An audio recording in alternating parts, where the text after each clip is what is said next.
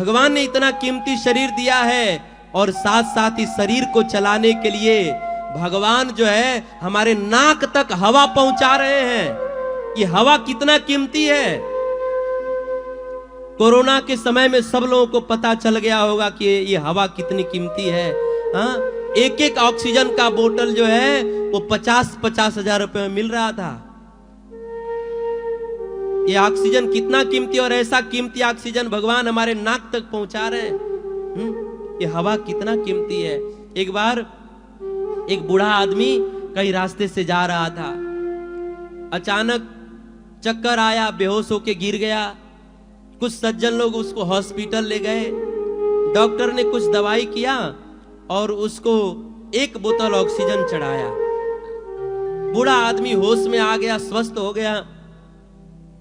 जैसे ही स्वस्थ हुआ उसी समय डॉक्टर ने उस बूढ़े आदमी के हाथ में 50 हजार का बिल दे दिया। उस बिल को देख करके वो बूढ़ा आदमी रोने लगा। डॉक्टर को लगा कि शायद ये 50 हजार का बिल देख करके रो रहा होगा। डॉक्टर ने पूछा, तुम क्यों रो रहे हो? क्या 50 हजार का बिल देख करके रो रहे हो? उस समय उस बूढ़े आदमी के आंख में आंसू भर आए।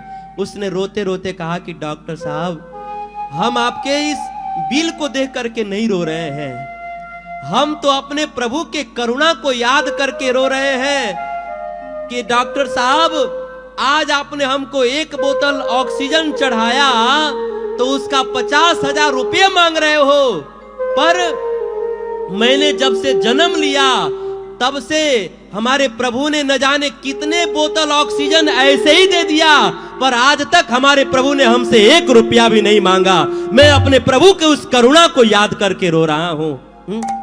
आपने 1 बोतल ऑक्सीजन चढ़ाया तो 50 हजार रुपये मांग रहे हो, और हमने जब से जन्म लिया तब से न जाने कितने बोतल ऑक्सीजन हमने ले लिया, पर भगवान ने आज तक 1 रुपया भी उसका बिल नहीं मांगा।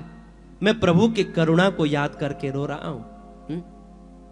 ये प्रसंग बड़ा है, पर कहने का भाव ये है कि सोचिए कि ये हवा कितनी कीमती है, और ऐसी हवा जो है भगवान हम सबको फ्री में दे रहे हैं। ये भगवान का उपकार नहीं तो क्या है।